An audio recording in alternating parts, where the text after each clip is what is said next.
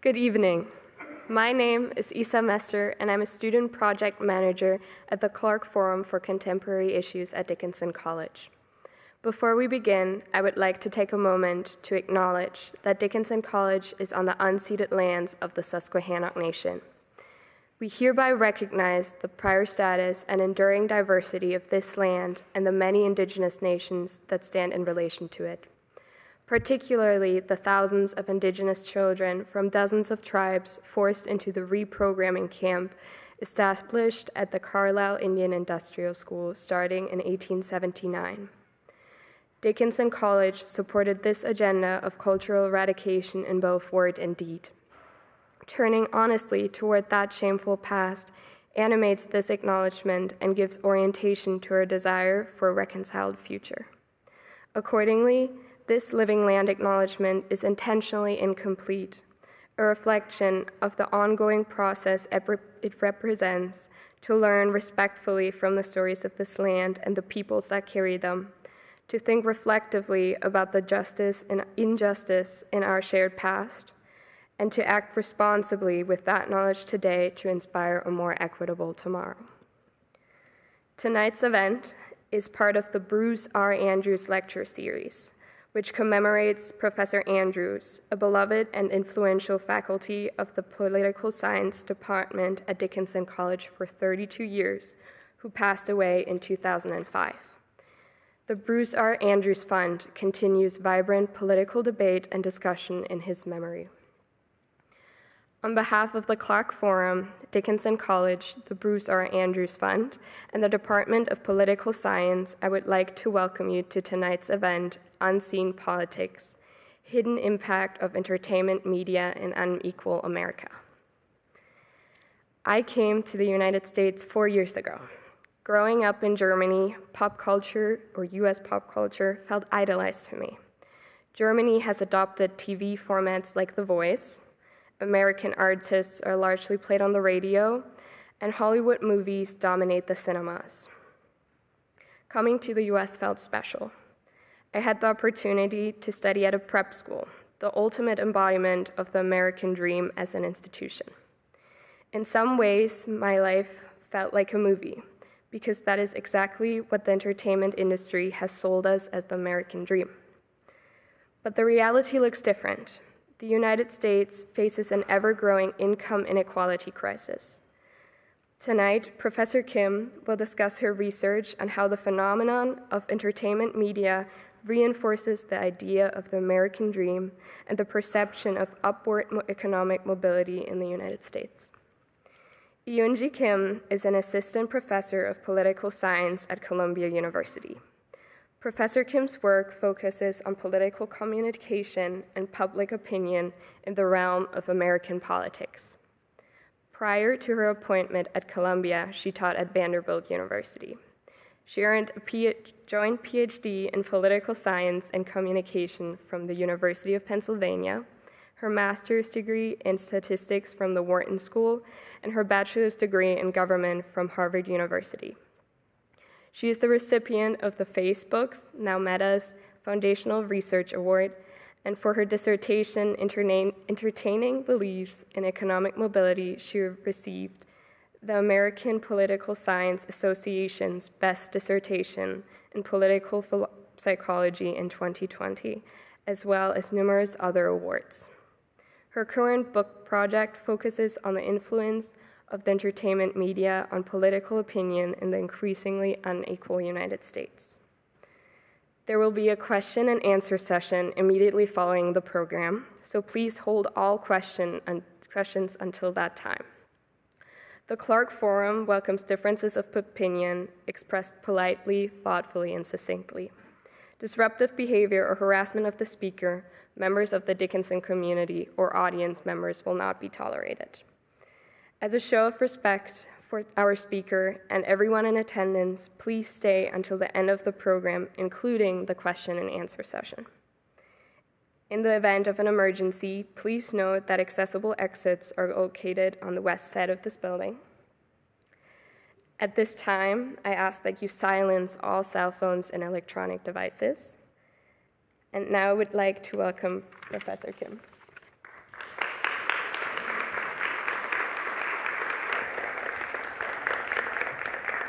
Hi, thank you for a very nice introduction. It's my honor to be here for the Bruce Andrews lecture tonight. Part of my curiosity tonight was who would want to come to a lecture at 7 p.m. on Monday night after the Super Bowl? My guess was 0, and it's more than 0. And I learned that half of them here are for the extra credits for the courses. That makes sense. But for the other half who came here voluntarily, thank you. I will try my best to be entertaining as possible for this talk. But speaking of the Super Bowl, so last night I came from New York to Harrisburg, took a 30-minute Uber ride, and then I was just right in time for Super Bowl, so I went to the venue in this town that's most appropriate to watch football. I went to the Gingerbread Man and watched the football with many other audiences in the bar. But what's really interesting about that event last night from a perspective of media scholar is that most of us who are sitting here were not at Las Vegas last night. The football game happened at Las Vegas. Most of us were not there, but we were able to watch what was happening last night all through and primarily through television. And I think about this all the time as a media scholar because so many of things that's happening in the nation, particularly in politics, is something that we never experience in our personal lives. Most of us have never met Joe Biden in person, nor Donald Trump in person. Most of us have never been to Ukraine or Israel, but we have strong opinions about all of these. How? Because we learned about them, heard about them through mass media. So if you think about it, then it's not really surprising that mass media effects have been always primary and central to the study of politics. Because our experience is so limited, it is the pictures in our heads that really shape the way that we think about the collective entity and the nation overall. And I dare to believe that these are the sentiments that Professor Bruce Andrews would have agreed, because he was a scholar of political behavior and public opinion, and he had a huge interest in the study of political communication. And as a celebrated longtime teacher at Dickinson College, he introduced the teaching of the media's role in politics at Dickinson. So part of me thinks that this was the right lecture to deliver under his name. I'm deeply honored to be part of this series. But when political scientists, including Dr. Bruce Andrews, were talking about mass media and political scientists, I think they were thinking about particular types of mass media. And for that, I have a very quick quiz for all of you here tonight. Here, I have 5 TV shows on the screen. Any guesses for the most popular TV show in the nation during 1991 to 1994? I think some of you may already know the answer because I already delivered the lecture earlier on. So I'm going to turn to our manager, Jenny. Jenny, any guesses for what out of 5 TV shows, which is the most popular TV show on the nation? Just anything. Seinfeld. Close. Seinfeld was very popular, but not the correct answer. The correct answer here is 60 Minutes on CBS. I know, it's surprising. So 60 Minutes on CBS, 1-hour news magazine show, was the first and currently the only US primetime television show to lead the annual Nielsen ratings data in at least 3 separate decades. So it was a nation's top 10 show from 1977 to 2000. So that's a little bit unthinkable now, that 1-hour news show was the most popular show on nation. Like, whoa. When did that happen? So as you can tell, these were the types of mass media that many political scientists, and I say the vast majority of them, were interested in, were the news media.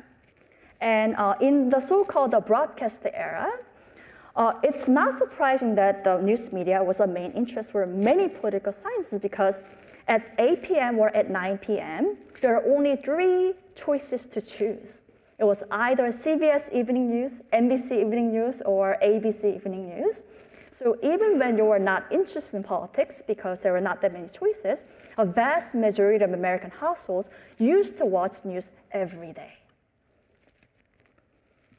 So at that time, at that particular media environment with so fewer choices, it is not surprising that in the study of politics, and particularly study of public opinion, we often consider news media to be the primary source of information that shapes our collective perceptions, like how the national economy is going, or what's the unemployment rate. These are the collective perceptions that we have.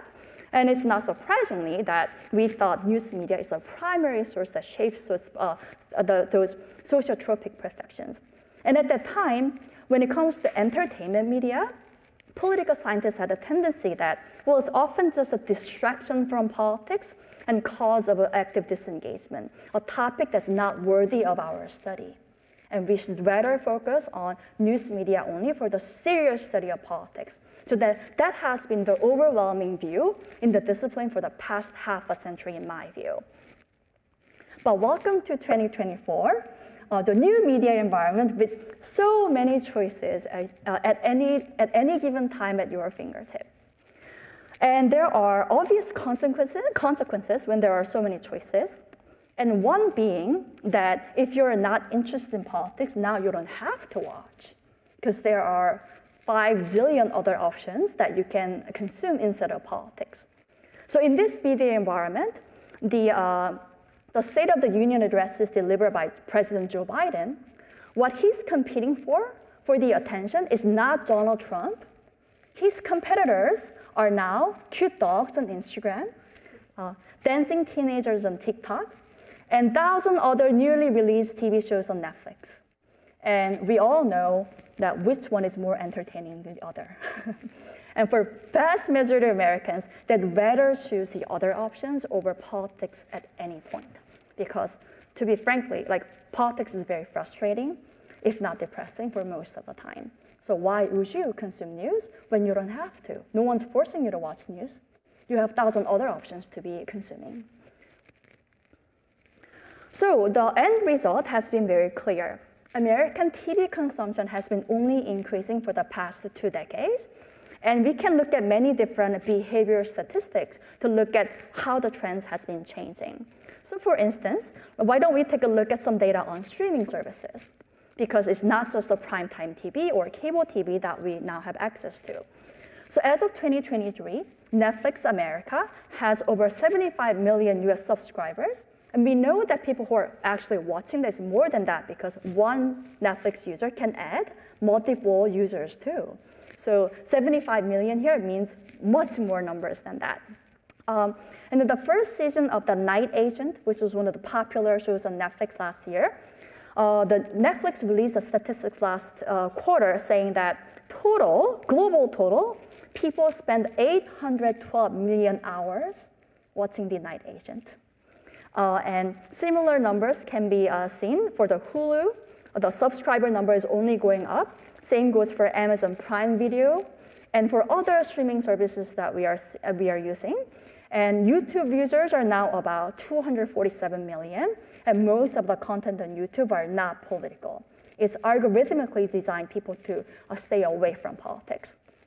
So I think the picture is pretty clear here, is that we have limited time. We have 24 hours per day, and if the amount of watching entertainment media is going up, the net conclusion is obvious, that news consumption is going down. That's the obvious equation, right? So that's what we see when we look at the news viewership data over time. So what you're seeing on the left is the combined evening news viewership for the 3 network TV shows from 1980s to 2023.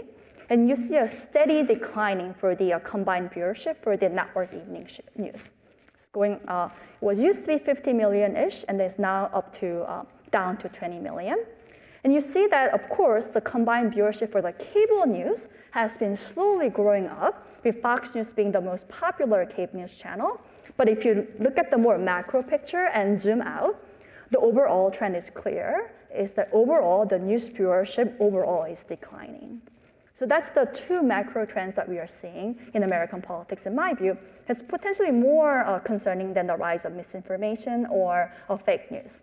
That Americans are not watching news because it's so easy to do so.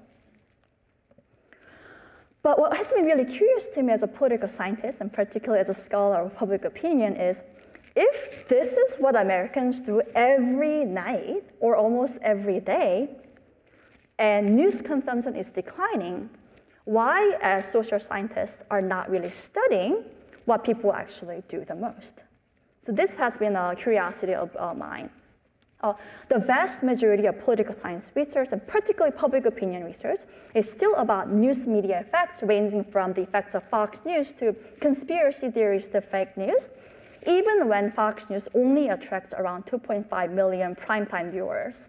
So it's not 20 million, it's not 200 million, it's 2.5 million during the prime time. I can tell you that any TV show that you pick on Netflix probably attracts more viewership than that.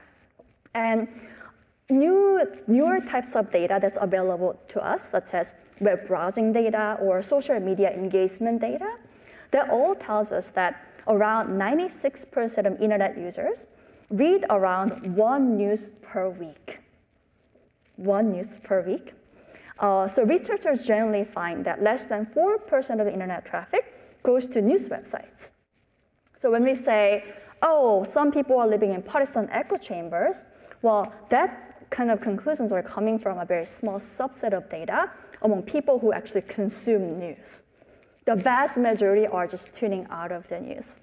So I think these are very important things to keep in mind, is that all the headlines that we see from the news that you go to creates this false impression that everyone's consuming news and thinking about politics all the time. Maybe you are if you're a political science major at Dickinson or political science professors. For most, the majority of others, we have other things to do. We have, kids to feed, laundries to do, food to cook. There are 1,000 other things that we have to do. So why do we expect that people will follow politics? Because there are other things, so many other things to do, including watching entertainment media. So this has been a personal curiosity of mine for a long time, that, wow, academics don't really study what people actually do day to day. Isn't that a problem? Shouldn't we fix that problem? So that has been a motivation that's been guiding my research for a while. And I think there are two reasons why that mainstream political scientists hasn't been really studying entertainment media in a quantitative way. One reason is that we have this impression that most entertainment TV shows that we consume don't really talk about politics at all, or if they do, they mention politics in passing. So here are two examples. Very popular TV show. So if you're watching America's Funniest Home Videos, popular TV show on ABC, it is really unclear, what is the political effects of watching this video on your political attitudes, right? It's unclear to come up with a hypothesis. And same goes for another popular show, Golden Bachelor. What is the political effects of watching a very attractive old man falling in love? It's unclear, right? So I think there is a difficulty of generating any kind of plausible hypothesis when it comes to politics. So that's one reason. But the other reason is more of a methodological reason, is that there are so many TV shows with different plot lines that the net impact of all those TV shows is unclear in a one-directional way. So as an example, if one of you tells me that you're a huge fan of House of Cards and also a huge fan of The West Wing, I have no clue what is your views on Washington, D.C. or politics, because these two TV shows, equally popular, tell us a very different story about how politics work. The West Wing is all unicorns and rainbows, and politics is great. It's fixing all the problems in one episode. Versus House of Cards is a story filled with political scandals and corruptions and betrayals.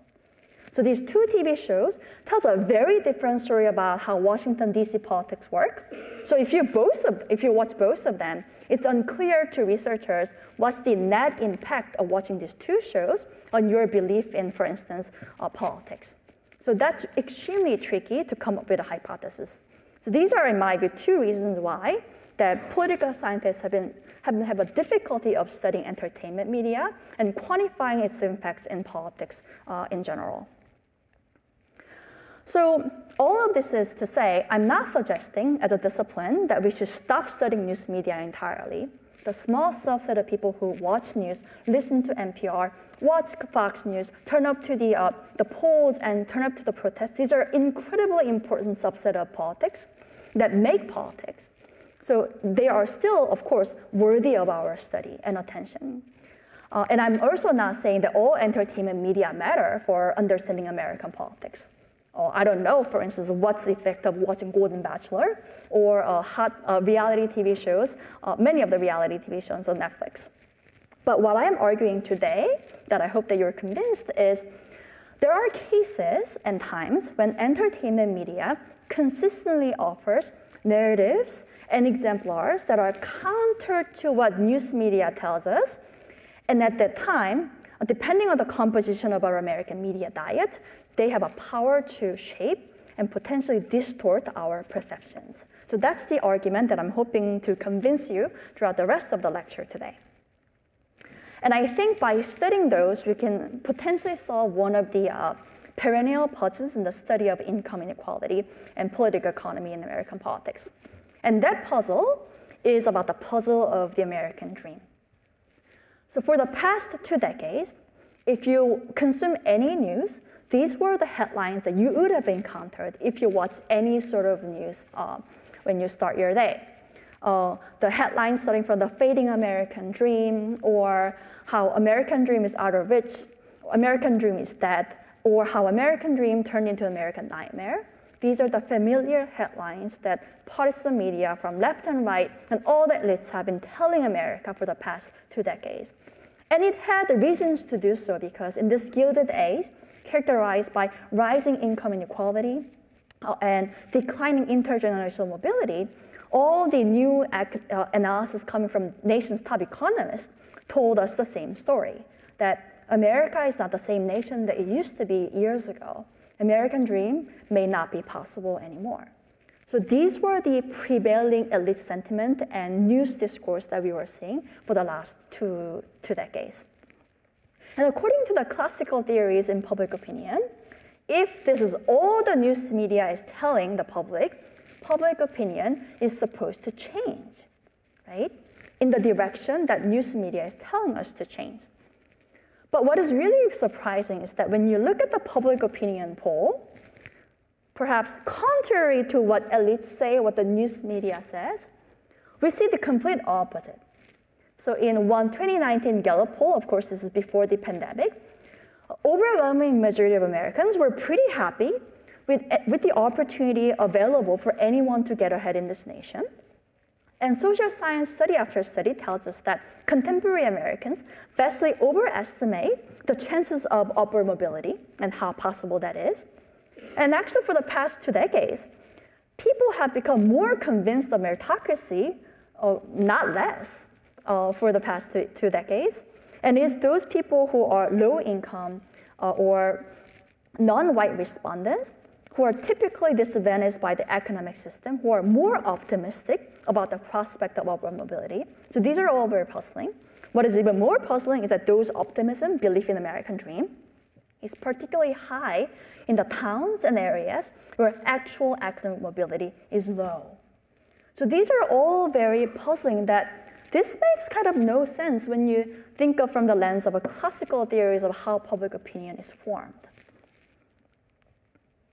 And to this puzzling patterns in belief in economic mobility, one of the familiar answers that many sociologists and cultural studies scholars have been putting forth was that, well, you know what? It's because we are America. We have this American political culture that belief in the American dream is just part of the air that we breathe. We are a country of immigrants. You know, the Europeans came here without the feudal history, and that's just the way the American is. And that is why it's called American dream, not French dream or Chinese dream. So the answer is, it is just the way it is. And I find this cultural explanation deeply frustrating, because this one is very good at explaining why the Americans are more optimistic about the mobility compared to French or the Chinese, but it doesn't tell me anything about why certain Americans believe more than other Americans. So it doesn't explain anything about the within country variations that we see when it comes to public opinion. So That's why I turned to the entertainment media as this potential answer of, well, if the news media is not an answer, what types of other media that Americans are watching? I already kind of told you the answer that people are watching a lot of entertainment media, but the remaining question is, if they're watching hours and hours of entertainment media for years, what are they watching? Like, what do they mean by entertainment media? And there was some patterns that I noticed from the behavioral level data that I collected. So what has been attracting millions of American eyeballs for the past 2 decades has been a particular type of shows, now widely referred to as reality TV shows, ranging from The Apprentice, American Idol, the American Ninja Warrior, Home Free, Shark Tank, Project Runway, America's Got Talent, Survival, Voice. These were all the reality TV shows that captured the American imagination and therefore the ratings. And as you can see from the box headline here, that in year 2015 alone, there were 750 reality TV shows aired on cable. And this is an underestimate because it doesn't include the numbers in the primetime TV and other streaming services. So the point is that it seems like there's a lot of TV shows that have a very similar format, the reality TV show that featuring ordinary Americans. But as a quantitative social scientist, I was not happy with this analysis. I thought, is there any more way to do this in a more systematic way? So I can dig into whether there are any other data that I used to kind of show the rise of rags to riches TV shows and the popularity. And there are some statistics that caught my eyes. And that kind of tells us how popular those TV shows were. So let's look at the data set in 2012. So in 2012, more votes were cast for the American Idol final than the presidential election between Obama and Romney. Of course, for the American Idol, you could vote multiple times. So that's one caveat. But it just tells us how popular and how sensational that TV show was for the nation. And even up to recently, America's Got Talent often attracts primetime audiences 7 times larger than those watching Fox News. But there are so many papers in political science about Fox News effects, 0 on America's Got Talent. So how do we study this in a more systematic way? So I went to the website called imdb.com. I don't know whether some of you are familiar, but this is the website I go to look for movie summaries and plot summaries for the TV show that you like. And this contains almost every TV show in the history of the nation that has been aired with all the information about the actors and actresses. So I scraped all the data from this website, and what I did was I wanted to plot the over-time trends on how many reality TV shows are there and how many news shows has been there. So what you're seeing here is the proportion of the TV shows by genre from 1960 to 1917. So over the course of like 50 years or so. So what you're seeing here is back in the 60s and up to actually 1990s, the proportion of the shows were pretty similar. But around 2000, so the reality kind of kicks off, and around during the financial crisis 2008, the proportion goes up to 20%. That means that for every 5 new TV shows in America, 1 was a reality TV show. So that is a lot of reality TV show that we had and we still have, and way more so than news media. But I'm not arguing that all of these reality TV shows matter for politics of inequality or the American dream. I'm particularly focusing on particular types of reality TV show in my observation that had a similar narrative. And I'm sure that many of us here watched at least one of those TV shows before. And one thing was really striking to me is every contestant on this reality TV show that I watched had a similar storyline. They often had medical challenges or financial hardship challenges, right? And then they come to the stage saying that, look at me, I'm the American dream. I'm now singing, so keep believing in yourself and keep believing in great things and things will happen. Or look at the quotes from the other contestant from America's Got Talent, that here you go, look at me. I'm now the America's Got Talent contestant. Dreams come true, just prove that you can do it. Or the other contestant from a very popular reality TV show, Shark Tank, says, I used to own 100% of nothing, but now I'm living the American dream, getting the investment deals from the sharks and having own company. So what was really fascinating was it didn't matter what reality TV show that I was watching. Every episode, every TV show had the same narrative, that in this country, anyone with any random talents, whether it's cupcake making to cooking to singing to dancing, if you work hard, you can get ahead. You can be the star. So this was the same narrative across all those episodes and TV shows. And that was powerful. So what I'm arguing is that it's not all reality TV shows matter, but if a TV show, particularly reality TV show, happen to have these three components, I'm going to classify them as the rags to riches reality TV show. And I hypothesize that these TV shows will shape our perceptions of upward mobility and potentially the way we think about redistribution and income inequality. And those three components are the presence of ordinary Americans, the narrative emphasis on hard work and talent, and dramatized economic benefits for the contestants. So it's only when these three components are there that this makes the rags to riches narrative, and these particular shows will have a political effect. So using this criteria is incredibly useful methodologically because you can kind of figure out what type of shows that I am not talking about. So as an example, let's think about Bachelor. Does Bachelor contain ordinary Americans? Yes, right? What about economic benefits? They get love, no money. What about hard work and talent? It's unclear. They went to the gyms, right? They worked hard.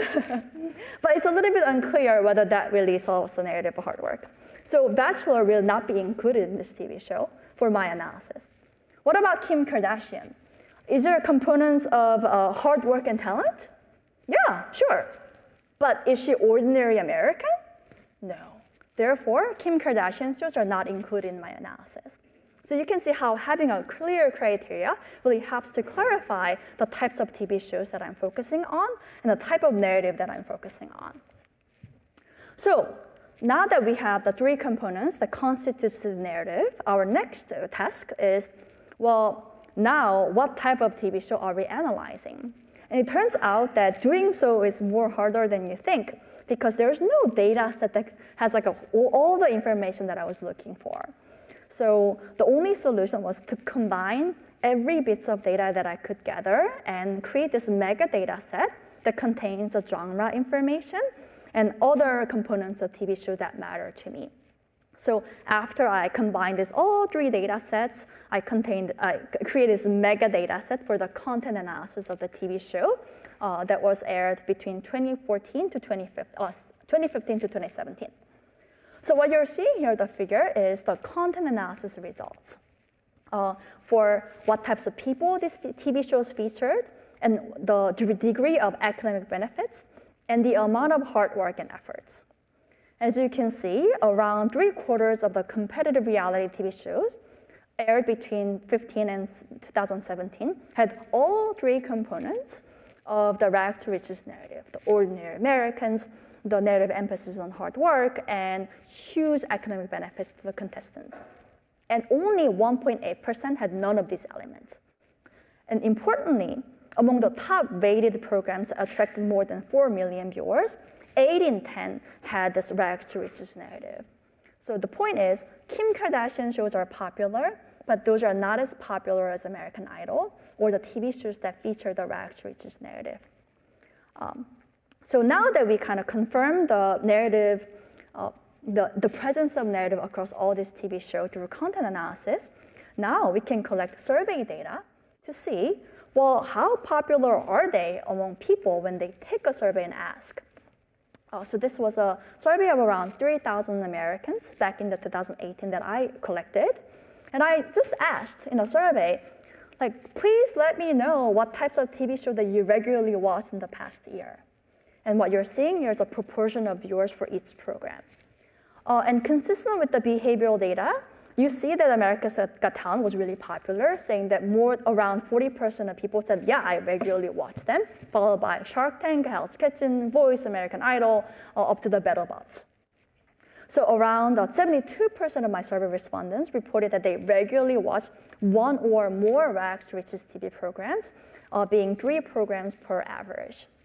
But what was really, really fascinating about this data set is because it was a survey data, I could also ask other questions, right? Their age, their income, their gender, and their party ID too. So I was able to see whether there are any partisan differences when it comes to rags to riches TV consumption, and I find 0. There was no difference between Democrats and Republicans when it comes to reality TV consumption. And that's really fascinating because we are living in a nation that everything seems so polarized, right? Like from the entertainment media consumptions to our fruit consumption to our milk choices, it seems everything is so polarized by partisan lines. But when it comes to this rags to riches narrative, I found no evidence that partisans have a different consumption level of those narratives. So that has really important implications for politics and partisan persuasion, in my view, that I will talk more later. So using this survey data, we can run regressions and to see the correlations between the things, the entertainment media consumption, and whether that actually really shapes and correlated with belief in the American dream, and many other analyses that you can run too. So the bottom line takeaway, without going too into the details of the regression analysis, is this. Regularly watching 6 or more TV programs like America's Got Talent is as powerful as having immigrant parents in shaping beliefs in economic mobility. So that was really surprising to me, the sheer power of those narratives. And I found no effects of non-meritocratic reality TV shows, the placebo tests. Sports media seem to have some effects in cultivating belief in the American dream, but its magnitude was much smaller than the rags to riches entertainment media. Other fascinating aspect of this analysis is that I found no effects of the local economic context on belief in American dream. So where you live didn't matter anything when it comes to belief in American dream. One of the biggest predictor was the entertainment media consumption in this data set. And these correlational findings are replicated using 2 other nationally represented surveys in a very consistent way. So these correlational data gave me some confidence that yes, there's something here, the link between the entertainment media and the belief in meritocracy. But we're all always looking for, as a social scientist, looking for causal relationship going beyond the correlations, right? Because we can always say, well, is Fox News making people conservative, or are conservative people are watching Fox News? We don't know. It's all correlated. So that's why we often turn to experiments, randomized controls, like scientists, to prove the causal effects of the things that we care. So a popular research method nowadays for conducting, for proving the causal effects of the things that we care is now in online experiments. And that's what I did too, like many other political scientists, that it's really cheap and easy to launch an online survey experiments nowadays. So that's what I did around a sample of 763 people. But one of the challenges of conducting a survey experiments online and asking people to watch a TV show in the comfort of their own office or living room is that I never know whether they actually watch, right? They're not in front of me. I cannot force them to watch. I ask them to watch.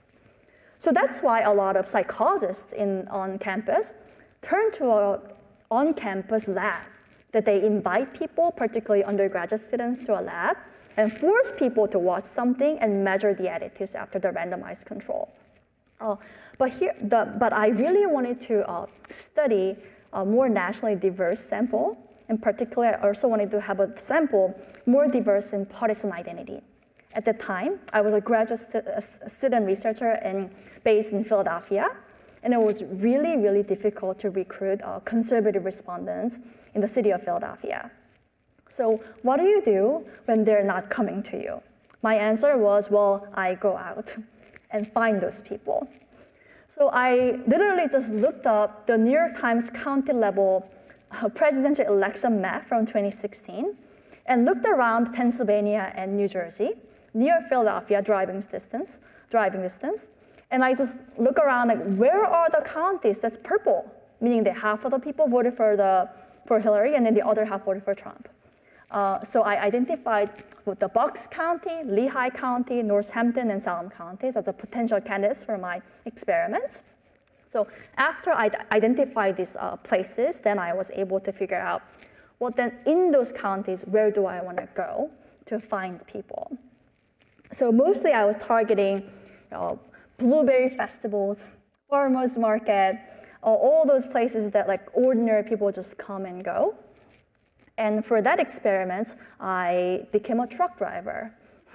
This was the highlight of a graduate training. So this truck had 2 TVs, 2 rooms, 2 TVs, and 4 chairs. So it was basically a psychology lab, except that it had wheels. So because they're not coming to the campus, I was going out for them. So I just drove this truck to show up the farmer's market or the food market, and then parked right next to the hot dog stands and convinced people to take my survey in exchange for $10 for 10 minutes of their time.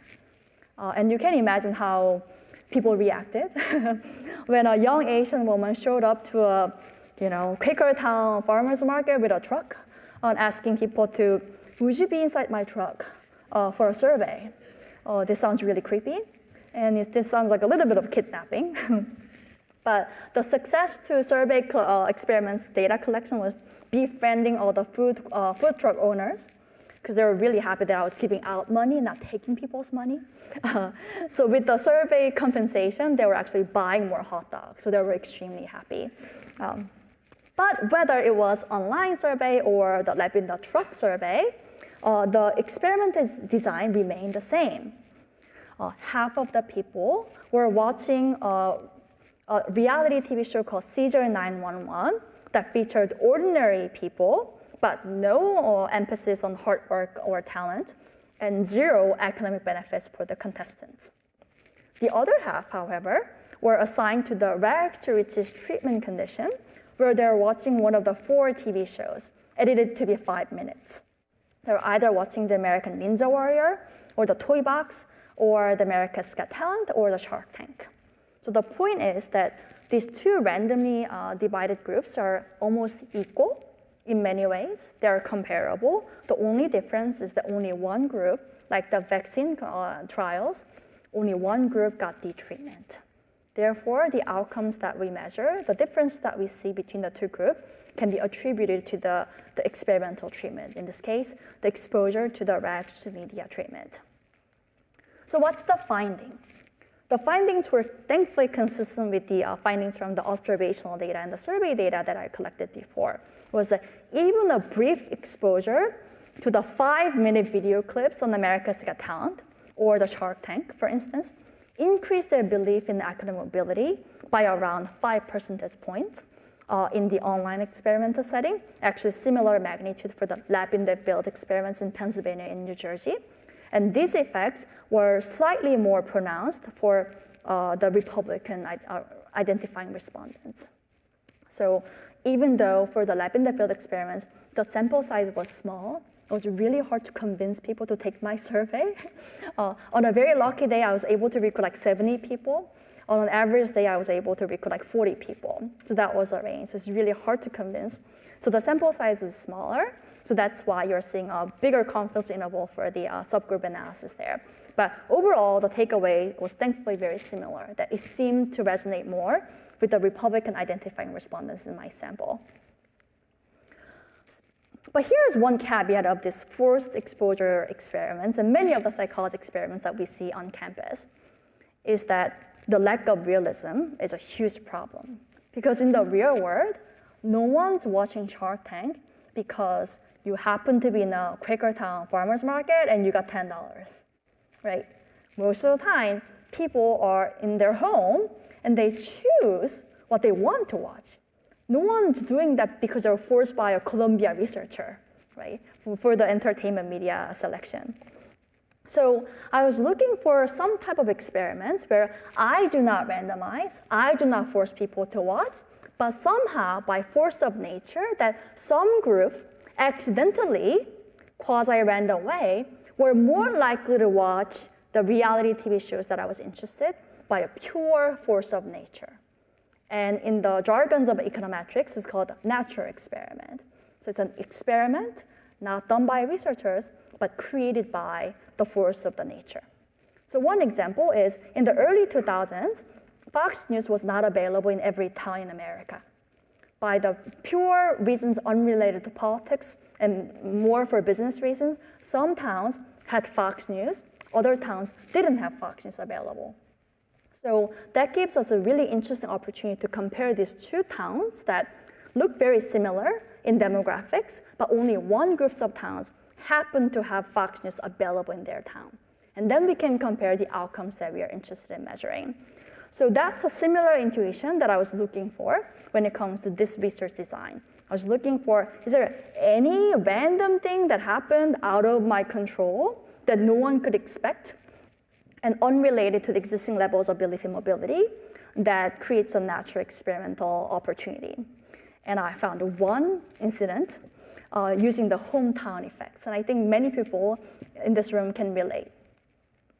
What happens to a small town and then suddenly one of the people that you went to the high school with become the finalist for the American Idol? One obvious thing happens. The whole town cheers for you. The hometown organized the viewing party on Fridays to cheer together and to watch together. And that's exactly what I found using the Google Trends data. So what you're seeing here is how many people searched for this keyword over time. And here is the Google search popularity of Blake Lewis, which is one of the most successful contestants in American Idol season 6. He was top 2, I believe.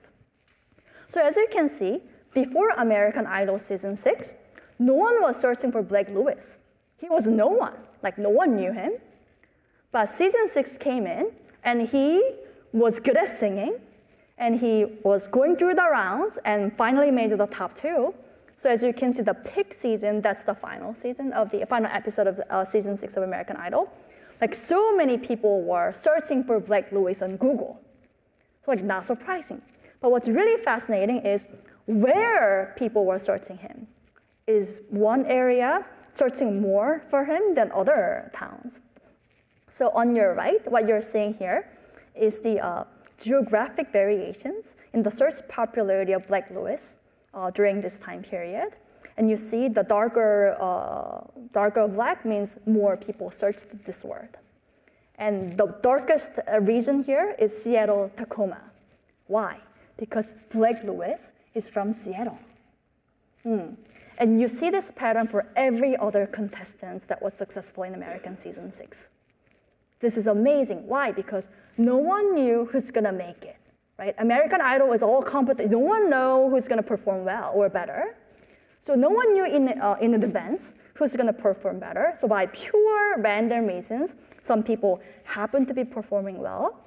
And because they're from certain towns like Seattle, those people watched more American Idol just because one of their hometown kids were performing well on American Idol.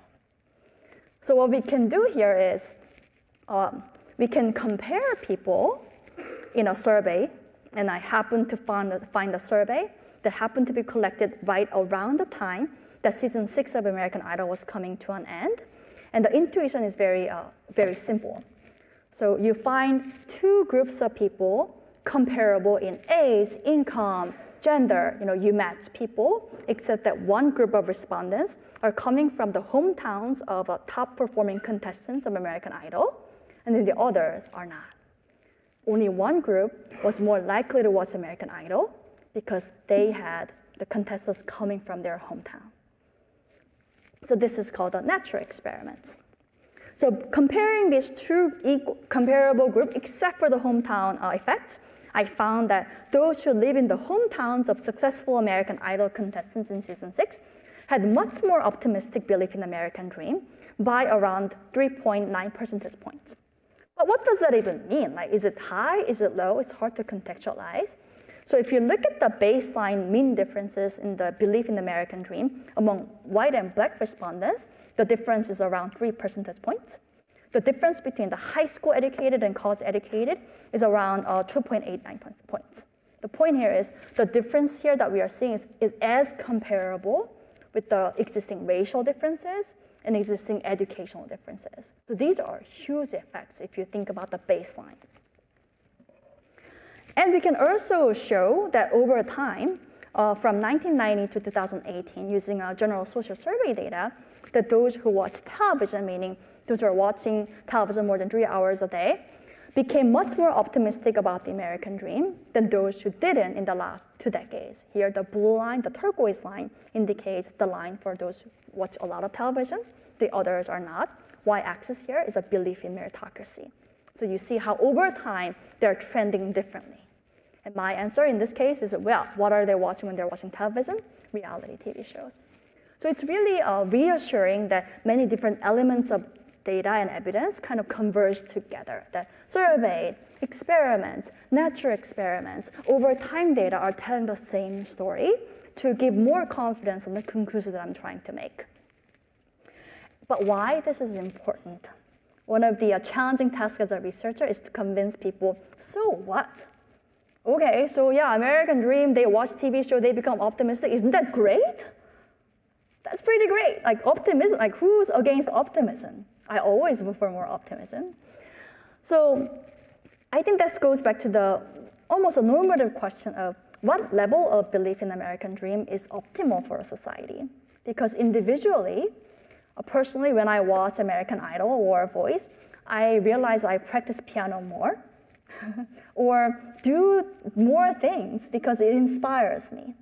And I think that happens at the national level too.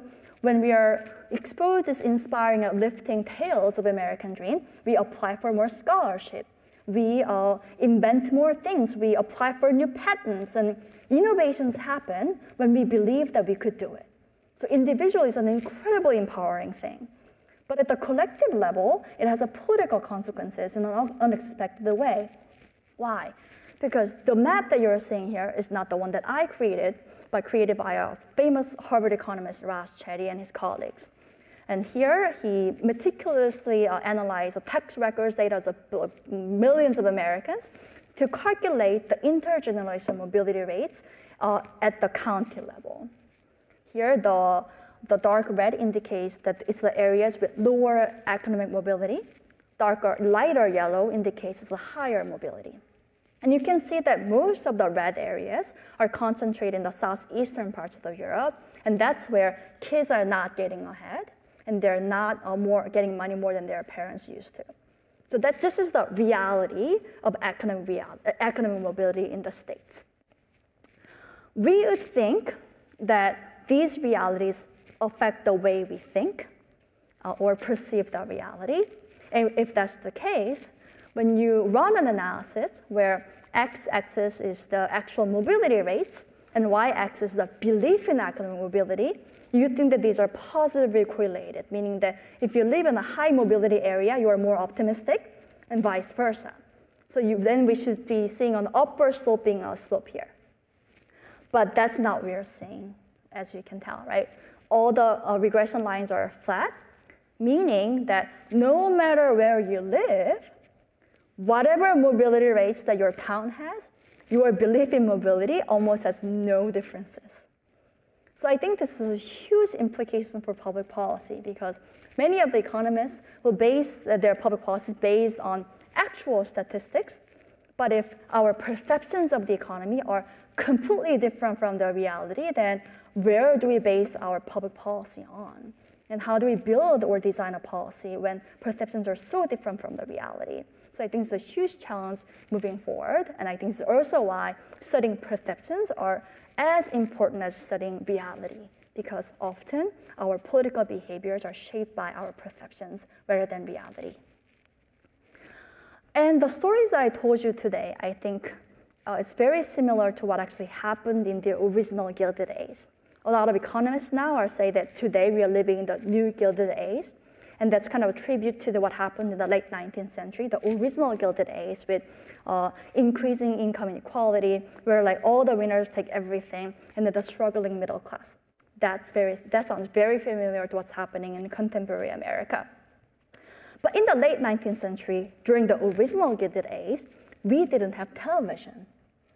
So when you didn't have television, what do you do for fun? You read books. Surprise. So when reading novels was the entertainment of the time and the only entertainment of the time, at that time, Americans were reading lots of rags to riches dime novels written by a very prolific writer, Horatio Alger. And most of his books had a very similar title.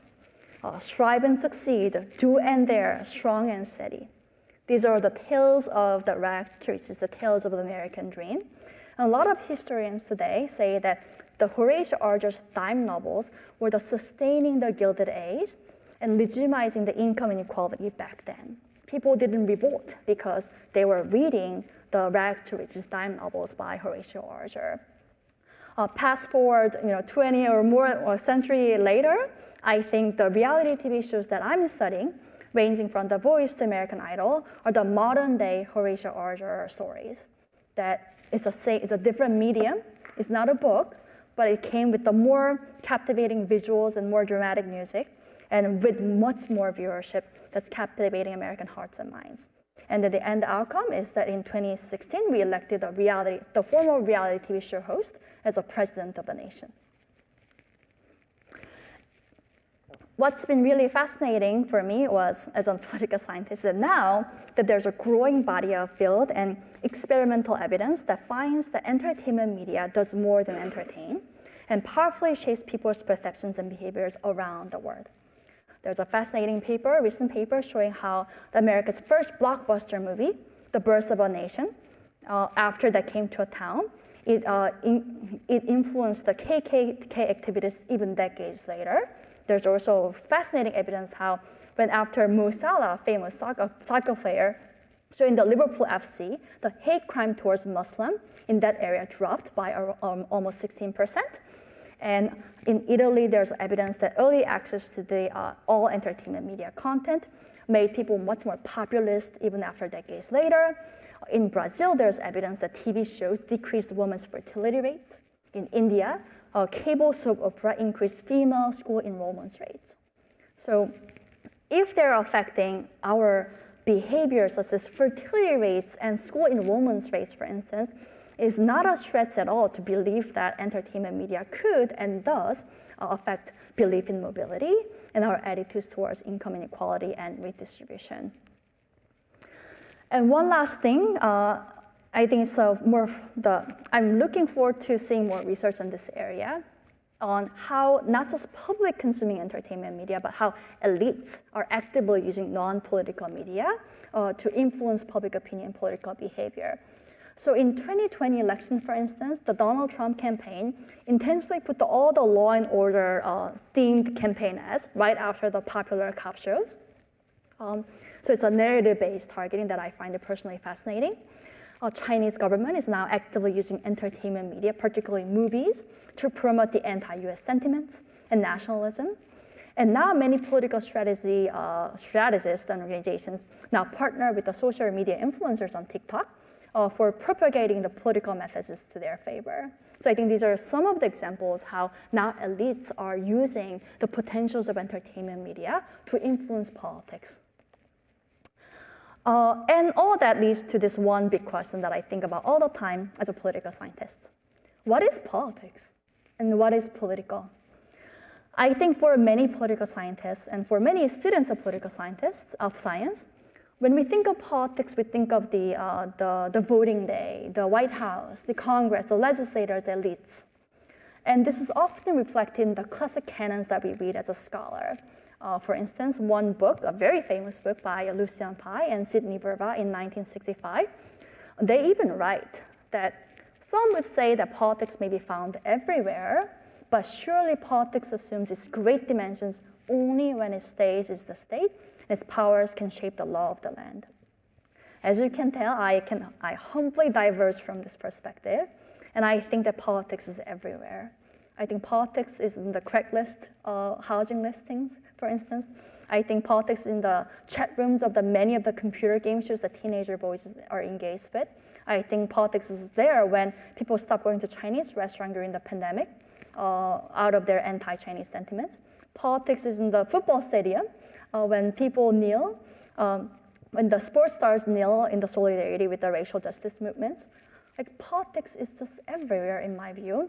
And the entertainment media that affects the one of the most fundamental beliefs that shape our politics, including belief in meritocracy, but attitudes towards others who are different from us. These are inherently political, in my view.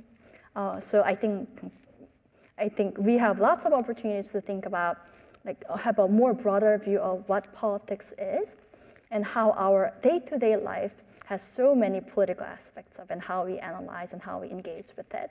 So with that, I think I'm going to open the floor for questions. Yeah, thank you.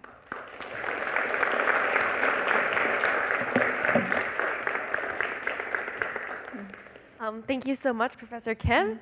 At this time, we are going to start our question and answer session. Because tonight's program is being recorded, we ask that you first raise your hand and wait for a microphone to reach you before asking a question. We reserve the first question for students, and then we will open it up to the rest of the audience. So at this point, we are looking for our first question.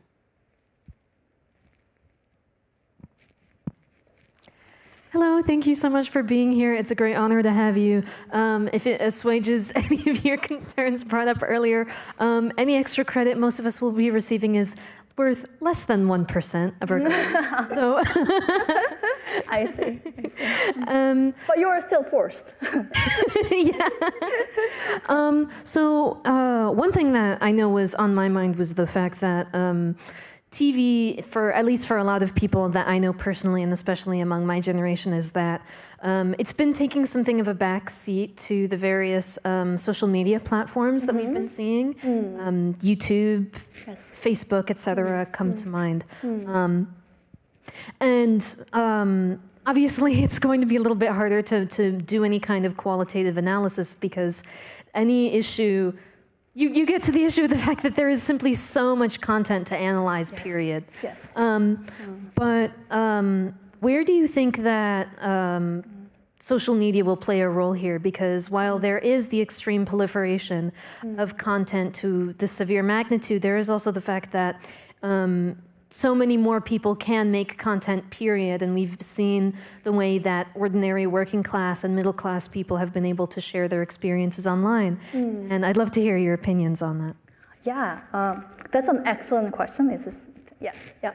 So I think there are two ways to think about. So first of all, I cannot agree with you more on the methodological challenges of studying the narratives on social media, because there's so many, and it's even hard to come up with a hypothesis. So I think that's one area that we're all working on right now as we speak. But I think there are two really interesting hypotheses that I personally want to investigate when it comes to social media. The first is the economic perceptions.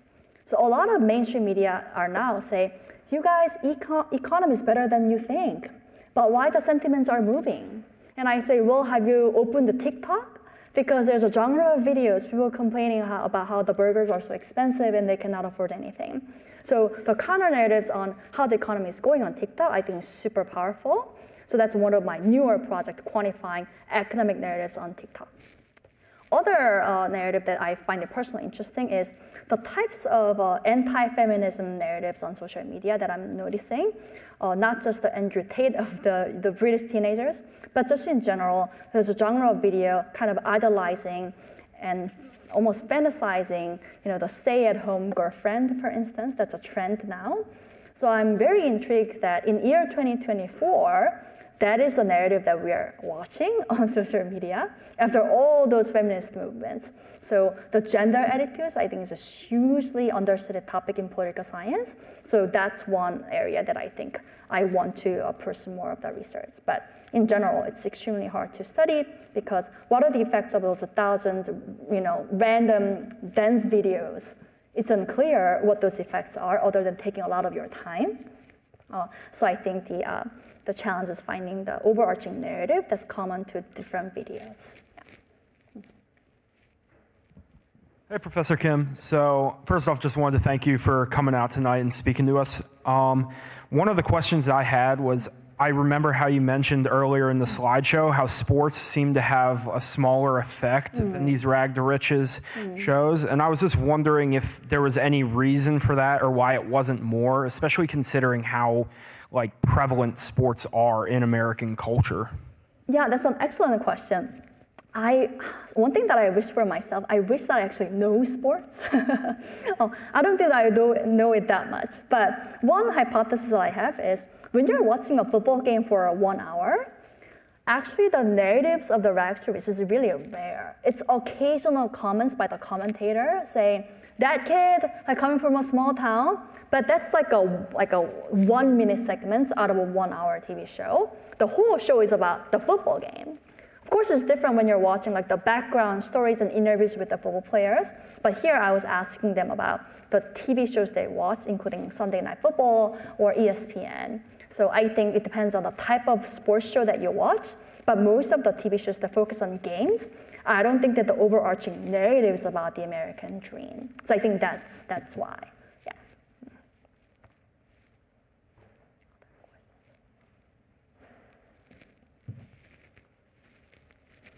Hi, thank you so much for making it out here. So my question was actually to the first question on narrative. Have you done any research or looked at anything interesting onto the flip side of what you're talking about as far as these shows creating these narratives that people look at as to who's making shows like a rags to riches narrative and how are perspectives shaping what media is actually getting produced? Excellent question. So I haven't done much of the supply side of the story here, but I had an opportunity to meet one of the producers, and he told me that they do have an incentive to look for contestants with like a rag to riches story because they know that those stories sell better than the other. But one interesting hypothesis is, what are the type of shows that do the opposite effects, right? So if these TV shows are promoting belief in the American dream, one other hypothesis is, well, if the TV shows have the opposite narrative, would we see the different reality? And then the tricky thing with that is, the TV shows that feature people losing is not fun. So I think we have, as a human, I think we are inherently attracted to the stories of success and people doing it better and improving over time. So I think there's a human's innate almost tendency to be attracted by those stories that gets better over time. And if you look for depressing stories, that's called news.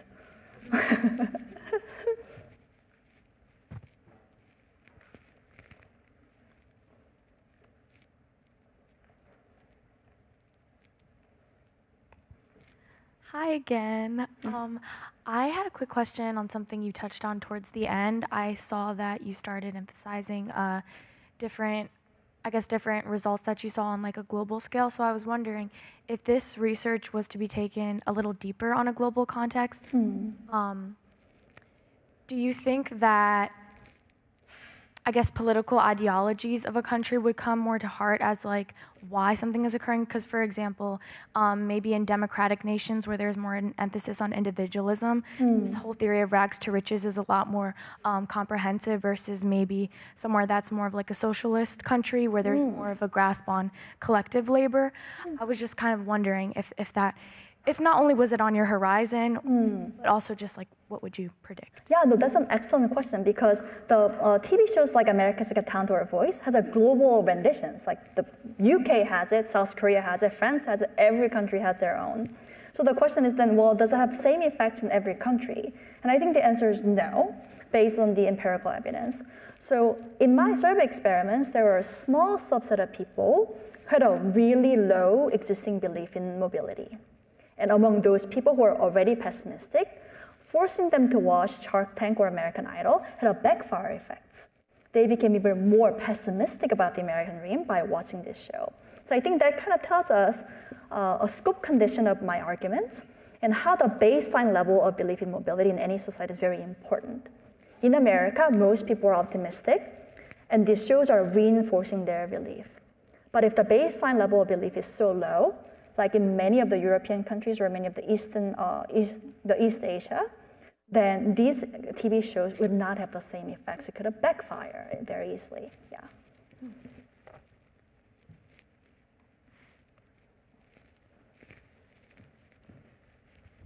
Hi, thank you for being here.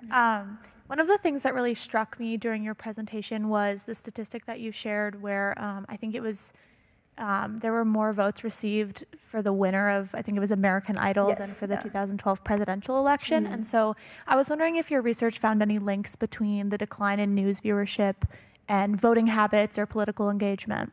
I see.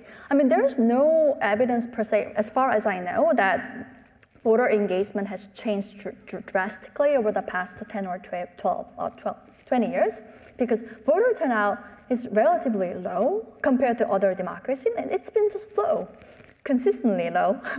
And voter turnout among the young people has been low, it's still low.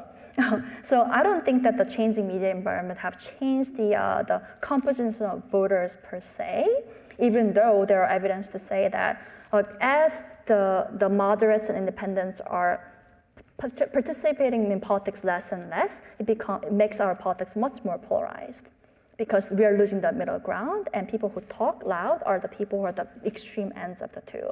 So that has obvious implications for polarization. Yeah.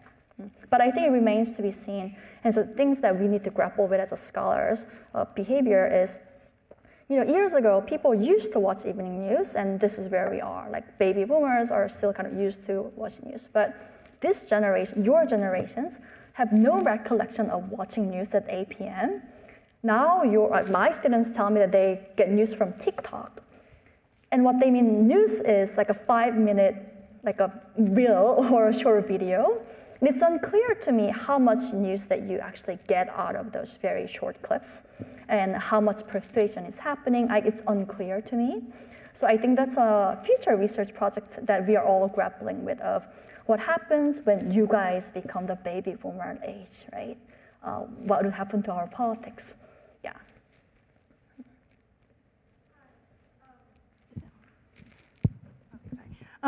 I was wondering about, earlier you said that there was no significant correlation between real social mobility and opinions on meritocracy. That's correct, yes. But from my understanding of the hometown effects, I would feel that places like bigger cities who have more people achieving dreams or coming there to achieve dreams would have higher beliefs in meritocracy.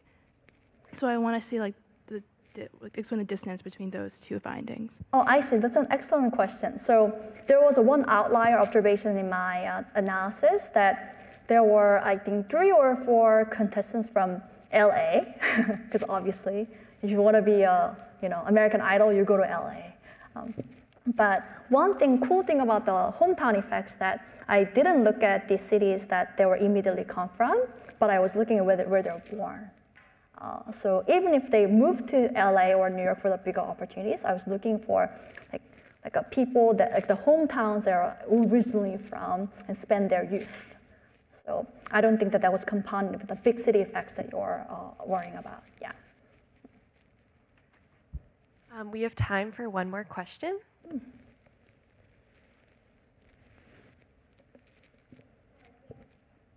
Thank you so much for being here. I know you didn't include I know you included data before COVID-19, but I was wondering, as for example, for the future, a research, if you had any thoughts about how COVID-19 would change trends of in viewership, or what kind of TV shows would be more popular at that time, or if there will be different kind of correlations in terms of beliefs and the mobility, because COVID-19 was a big shock, so it might have some effects in terms of what people are interested in, or what are their priorities, or what they care about in those recent years. Yeah, that's an excellent question. So if you look at the more recent polls post-pandemic, I can tell that belief in mobility declined. So people are a little bit more pessimistic than before. But other 2 trends happened during the pandemic and up to now. One is, during the pandemic, we had nothing else to do other than watching television. So American TV consumption, particularly entertainment media consumption, skyrocketed during the pandemic.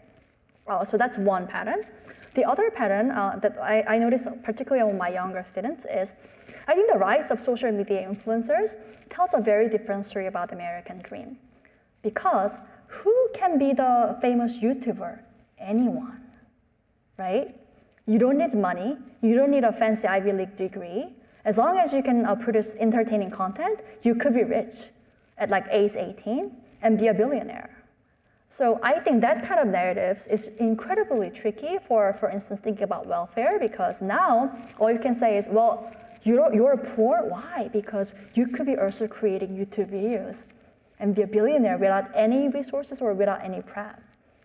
So I think this is a really fascinating aspect of how we think about modern capitalism and how capital accumulation works. That if our previous generations' conception of American dream was like you work hard over time, I think now it's more about you don't know what's gonna go viral, right? Tonight's video can go viral, unlikely.